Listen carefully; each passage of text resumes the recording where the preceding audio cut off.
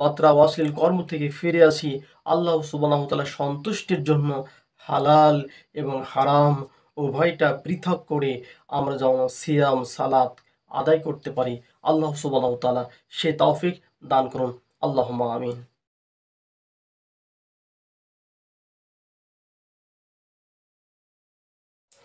সিয়াম হলো ঢাল স্বরূপ।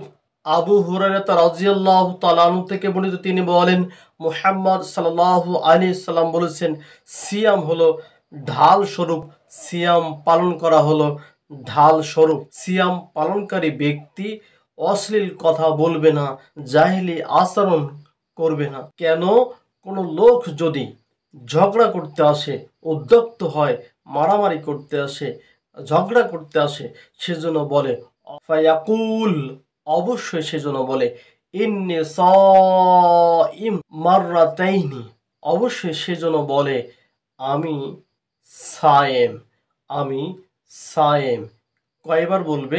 মুহাম্মদ সাল্লাল্লাহু আলাইহি সাল্লাম বলছেন সেজন্য অবশ্যই দুইবার বলে, অবশ্যই মাররাতাইনি দুইবার বলে আমি সায়েম, আমি সায়েম, এভাবে দুইবার বলবে।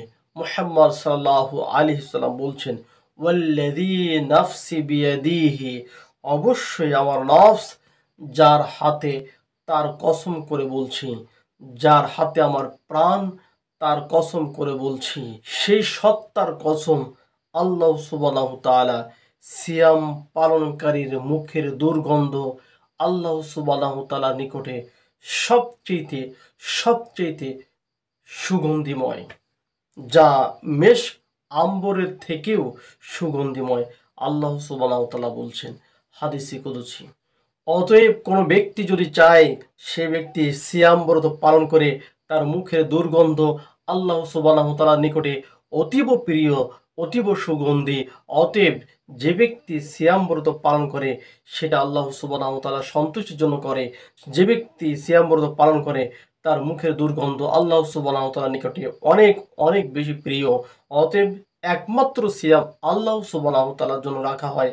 আল্লাহ সুবহানাহু ওয়া তাআলা বলছেন অবশ্যই কোনো ব্যক্তি যদি আমার উদ্দেশ্যে সিয়াম ব্রত পালন করে, এই সিয়াম একমাত্র আমার উদ্দেশ্যেই করেছে, সুতরাং এর পুরস্কার, এর প্রতিদান, এর বিশেষ প্রতিদান, সিয়ামের বিশেষ প্রতিদান আমি আল্লাহ সুবহানাহু ওয়া তাআলা স্বহস্তেই তার পুরস্কার, তার প্রতিদান আল্লাহ সুবহানাহু ওয়া তাআলা নিজেই দিবেন। সুবহানাল্লাহি ওয়া বিহামদিহি সুবহানাল্লাহিল আযীম। আল্লাহ সুবহানাহু ওয়া তাআলা আপনাকে আমাকে সিয়ামগুলো কবুল করে পরকালের জন্য সবচেয়ে উত্তম প্রতিদান আল্লাহ সুবহানাহু ওয়া তাআলা আমাদেরকে আমাদেরকে অবশ্যই তিনি যেন দেন, সেই তৌফিক আল্লাহ সুবহানাহু ওয়া তাআলা দান করুন।